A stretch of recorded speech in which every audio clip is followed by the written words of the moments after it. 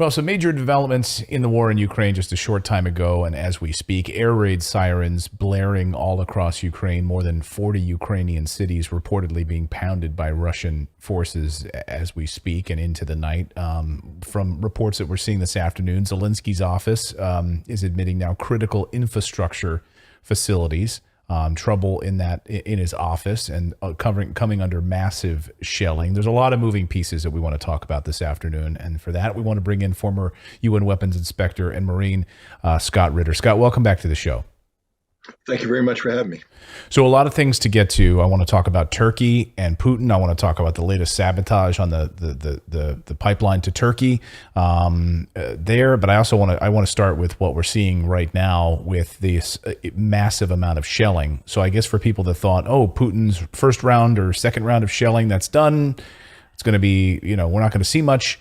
I guess that is not the case. What is your assessment of this latest massive attack?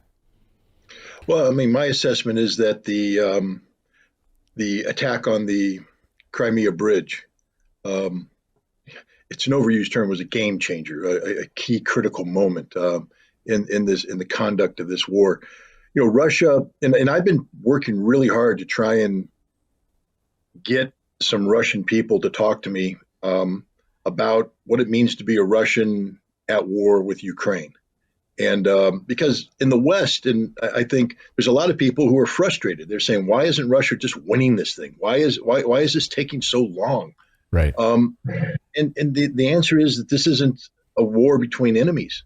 I mean, Zelensky is the enemy of Russia. There's no doubt about that. But the Ukrainian people aren't the enemy of the Russian people. And the Russian people don't view the Ukrainian people as their enemy. This is a civil war. This is the equivalent of a civil war. This would be as if the state of New York went to war against the state of New Jersey. 1 minute it's summer, you're attending festivals on both sides. New York guys are marrying New York girls are chasing New York guys. And the next minute you're at war. And how do you get a New Yorker to want to kill a New Jerseyan just because the governors don't get along? And that's what we're at. And so for 8 months, Russia's been struggling with how to accomplish the tasks set out by the special military operation, which deal with the national security interests of Russia without killing the people you love. Right. I mean, killing your family. And they've been struggling with it. And that's one of the reasons why they haven't come up with an adequate response to the massive infusion of equipment by NATO. They haven't come up with an adequate response to the Ukrainian counteroffensives. Well, now they have an adequate response. It's called war. And I think Russia woke up to the fact that they couldn't allow Ukraine to kill them by death by 1,000 cuts. Nothing Ukraine does to Russia in and of itself is a fatal blow. But when you accumulate enough strikes, Russia begins to look ineffective. And this has a consequence on the domestic front, which of course is the goal and objective of the United States and Ukraine all along, to create uncertainty amongst the Russian people. There's no more uncertainty. They've appointed a new commander, General Suvorkin. Let me just use his nickname because it's easier to say, Armageddon. This is a no-nonsense general who, for the first time, Russia has a unified command in the Ukrainian theater. There's no longer four separate commands carrying out four separate campaigns being managed long distance out of Moscow. They have a singular leader who is singularly focused on winning this war. And he was told he gets to use whatever means necessary short of nuclear weapons to accomplish this task.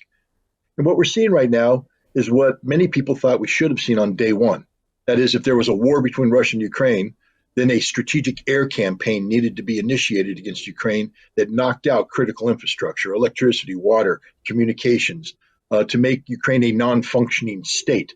That's what you do when you go to war. You make the other state non-functioning. And then once it's non-functioning for a while, you destroy their military piecemeal. And that's the direction Russia's going. But the Ukrainians, there's that old saying, you play stupid games, you win stupid prizes. Russia told Ukraine, do not touch this bridge. Do not touch this bridge. Ukraine touched the bridge. Then they celebrated about it. They had a damn postage stamp made up before the fact, a giant replica of which was outside of a building. People were taking selfies, laughing, cheering. Are they cheering now? No. Ukraine's in an absolute panic right now because they know the reality. They know They blew their reserves in this offensive in September. They have nothing left. They know that it's virtually impossible for NATO to resupply them. NATO can have all the meetings they want, like the one they just had in Brussels, where they're promising the moon, the sky, the stars, air defense. Good luck getting that air defense into Ukraine, installed in Ukraine with personnel that can operate that air defense. This air campaign is designed to kill the Ukrainian nation without killing the Ukrainian people. But the war's over. It's over. All that's left is the suffering. Earlier, you mentioned NATO. Just a short time ago, we heard from Lloyd Austin, Secretary of Defense Lloyd Austin, meeting with the Secretary of NATO, Jens Stoltenberg. You've been critical of Jens Stoltenberg before on our show, saying just shut your mouth because you're going to make this even worse. But both of them, they were on stage basically saying, Lloyd Austin said NATO will not be dragged into a conflict in Ukraine. And then Stoltenberg said NATO is not a party to the conflict. I almost fell out of my chair laughing. What was your response to this idea that NATO is not involved in Ukraine? Am I in a bizarro world? I mean, just a couple of days ago, Stoltenberg, and it might have been yesterday. I mean, things are just happening so fast I lose track of time. But Stoltenberg got up and gave a speech where he said, a Russian victory in Ukraine is a defeat for NATO. Well, wait a minute. If NATO's not going to get dragged into this conflict, how can a Russian victory be a NATO defeat? NATO is in this conflict. There's no doubt about it. What Lloyd Austin and Jan Stoltenberg are doing right now is, one, trying to backtrack from the stupidity of Stoltenberg. Hey, Jan, if you're listening, shut up. Do yourself a favor. Do the world a favor. Never speak again. But he did, and now they're trying to backtrack it because the last thing you want is for Russia, because there's now talk in the inner circles of Russia that we are at war with NATO. And it's about time that maybe we think about doing things. For instance, if NATO wants to supply Ukraine with these advanced air defense systems, maybe we should consider interdicting them at the source. Ooh, NATO doesn't want that. The other talk is, right now, Ukraine is desperate for these long-range ATACMS missiles. And there's some in the United States saying, well, like John Kirby, again, another person. Hey, Kirby, I know you're a spokesman. Shut up. Really, shut up. Nothing you say contributes anything meaningful to this discussion. Kirby's like, well, we haven't shut the door on this. We're considering. Kirby, if you send ATACMS to Ukraine, Russia will attack Germany, Poland. You want a third world war? Just shut up already. Why don't you take advice from the Secretary of Defense? We being the United States, don't want to be dragged into this conflict. We don't want to be party to this conflict. Now, we all know that America is a party to this conflict by providing the weaponry. But the United States doesn't want to cross red lines. I believe that we had told the Ukrainians not to hit that bridge, and they did it anyways. And now they're paying the price. And I think the United States is starting to get fed up. They assassinated Daria Dugina in Moscow. The CIA was so, upset about this that they went to the New York Times to call the Ukrainians out and say it was the Ukrainian intelligence service that did that. But here's the big problem. Stoltenberg made his statement. If Russia wins, we lose. And then he said, that's why we have to flex our nuclear muscles. That's why we're going to have this nuclear exercise next week. It's an annual exercise to test NATO's nuclear component, which basically is F-35A aircraft using American B-61 nuclear bombs. But why would you do this now, Stoltenberg? Didn't Zelensky just say he wants NATO to launch a preemptive nuclear attack against Russia? And I know everybody said that's not going to happen. But what's Russia supposed to think after Zelensky says, I want a preemptive nuclear strike? And now you're going to hold a nuclear drill, which does what? F-35As take off with simulated B-61 bombs. How do the Russians know it's simulated? And if they ever fly towards the Polish border with Ukraine, what's Russia supposed to think? NATO is literally locked into perpetual, brain dead status. You're either in this war or you're out. If you don't want to be a part of this conflict, then stop pretending you are a part of this conflict. Shut your Secretary General up when he says a Russian victory is a NATO defeat. Hey, newsflash, Stoltenberg. Russia's winning. Russia's going to win. It will be a Russian victory. Deal with it. Last night on the show, we covered the story and the angle. Of course, the Cradle had reported on this back in March, where you have Al Qaeda and ISIS fighters being paid to fight inside of Ukraine.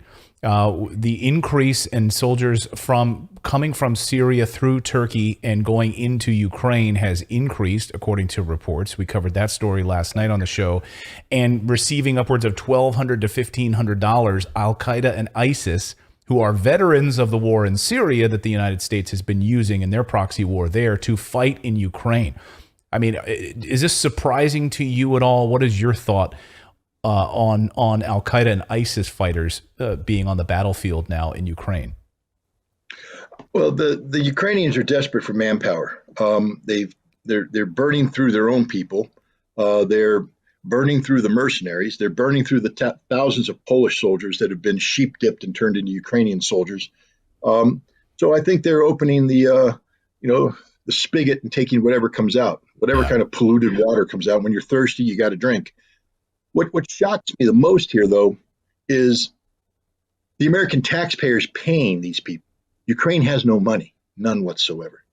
We're paying the Ukrainian government so they can pay these people. This money is coming from funds allocated to the Ukrainian Ministry of Defense, who then allocates money to the International Legion, and that's where these guys are coming in. Imagine if I said, hell, I'm going to write a check for, excuse my language, heck, I'm going to write a check for $1,500 a day to an Al Qaeda fighter. Hey, Al Qaeda fighter, here's your check from Scott Ritter. The FBI'd slam down my door, put me face down, throw me to court, and I'd be thrown in jail for life, as I should be. Why is it okay for the U.S. government to use my money to underwrite Al Qaeda and ISIS? Because the money, I can guarantee you that money's not going into the fighters' pockets. It's going into the organization's pockets. The organization is receiving this money, and they're not going to simply limit it to supporting that fighter on the ground. That's Ukraine's problem. That money is going to be used to finance acts of terror globally. Not only do we provide Ukraine with Javelin and Stinger missiles that get on the black market and appear, they arrested a guy in Germany the other day with a Stinger missile, ready to shoot down an airplane. That's happening all over the place. We're now actively financing ISIS and Al Qaeda, giving them millions of dollars. We have literally lost our minds. Yeah, and on a day when we literally have new CPI numbers that just came out, which we're going to cover here shortly, and new inflation numbers and food shortage numbers, and food prices skyrocketing in the United States to a level that we haven't seen since 1982 for these numbers, and to know that American tax dollars are going to fund Al Qaeda and ISIS fighters on the field in Ukraine is mind blowing. I want to get you out of here on this, Scott, because I know you got to run and do a separate show. So thank you for joining us on this Turkey pipeline. So we learned this afternoon, according to Russian sources at the Kremlin, Dmitry Peskov, that they caught saboteurs trying to blow up the part of the pipeline, the Turk Stream pipeline, which delivers Russian natural gas to Turkey. Of course, this comes as President Putin was meeting with Turkish President Erdogan about a new basically a fuel hub in Turkey. That fuel hub in Turkey meant to deliver fuel through Europe and European customers. So this would be an opportunity for those customers that didn't get it because the Nord Stream pipeline was blown up. And now they capture saboteurs trying to blow up the Turk Stream pipeline. Give me your thoughts on this, and according to what sources you've been talking to on this story. Well, let's back up for a second. When Turk Stream was built, the energy security world was saying what a stupid concept this is, that it's Turkey's, over-investing into infrastructure that's useless. Turkey's vision of becoming an energy hub is laughable given the role that Germany plays, Nord Stream, et cetera. But the Turks did it anyways. And the Turks have been providing some gas to Southern Europe. But with the destruction of Nord Stream, some people thought that maybe the Russians would go back, repair the pipeline, try and resurrect Nord Stream, and bring vitality back into the German hub, because that's what the Germans had become, a hub for Europe to receive Russian gas and distribute it to Europe. Russia's now sitting down with Turkey, and they're getting ready to help Turkey fix its financial woes. I mean, Turkey's got some serious financial problems, but if you turn Turkey into a major energy hub for a continent desperate for that energy, you are literally reviving. This is an AED on the Turkish economy, popping it up. It's going to restore it. And this is the big card Russia's playing right now. And Erdogan's going for it because he needs the lifeline. Turkey will become an energy hub, not just for Southern Europe, but for all of Europe. This is huge, which is why you have to ask yourself, who would attack the Turk Stream line? And that old legal phrase, cui bono? Who's going to profit? There's only one person profiting from this entire crisis, and that's the United States. LNG right now is literally 10 times what it was at the beginning of this year, liquid natural gas. The U.S. is positioning itself to be the supplier, trying to replace Russian gas with LNG, American LNG. And we're destroying the European economy in the process. They can't afford these prices. Plus, we can't provide enough of it anyways. And so Turk Stream now becomes a viable thing. It's real. It exists. It's there. And the fear in the United States is that Europe this winter is going to turn to Turk Stream and say, yeah, we want to tie into that. We want a piece of that action, which means Russian gas will once again be flowing into Europe. We don't want that.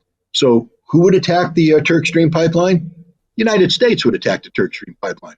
I can convict the United States in any court in America for the attack on Nord Stream 1 on circumstantial evidence alone. It's the strongest circumstantial case one could ever have. I believe I could get a conviction on a Turk Stream attack too, because there's only one party that benefits from this. It ain't Russia, it ain't Europe, it ain't Turkey, it's the United States. I know you got to run. Do you think they're going to attack the Nord Stream pipeline again now that part of it's back up and running?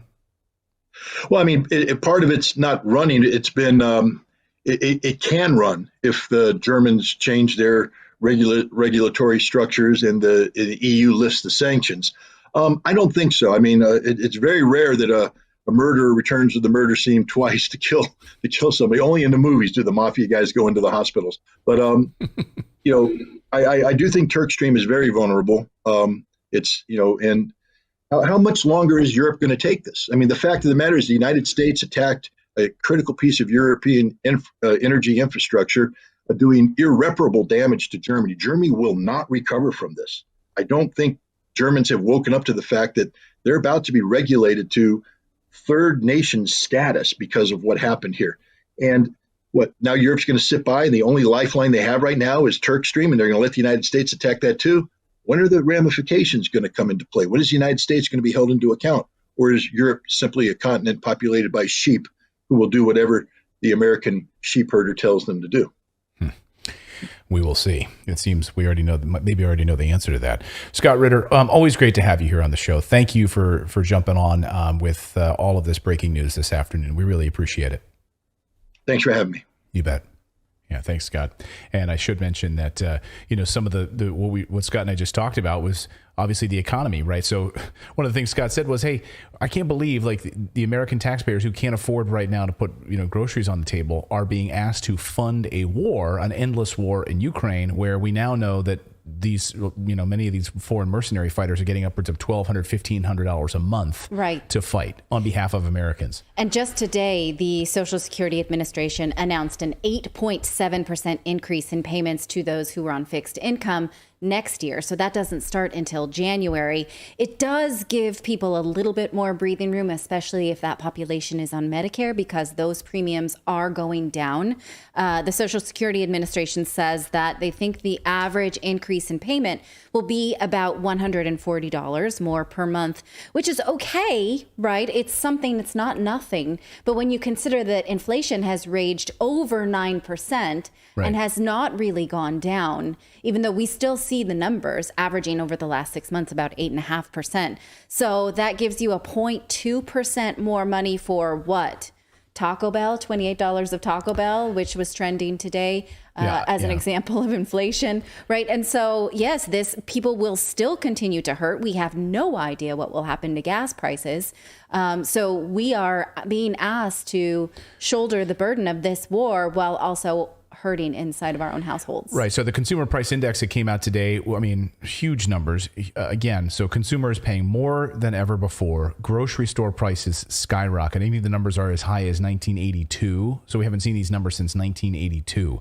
And we know where OPEC is going on these gas cuts and oil cuts. So we know that 3 million barrels a day will be cut. That does mean higher petrol costs, higher gas prices.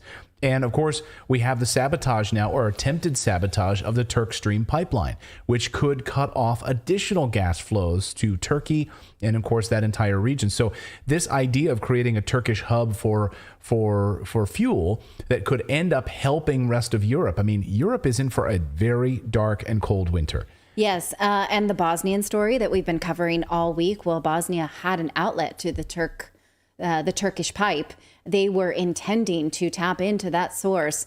This is just yet another way to cut off Bosnia from doing what they wanted to do, which was cooperate with Russia. Right. Unbelievable. And so, again, we have, we're going to be watching this very closely over the next few hours here to see what happens and what sort of response we will see from NATO.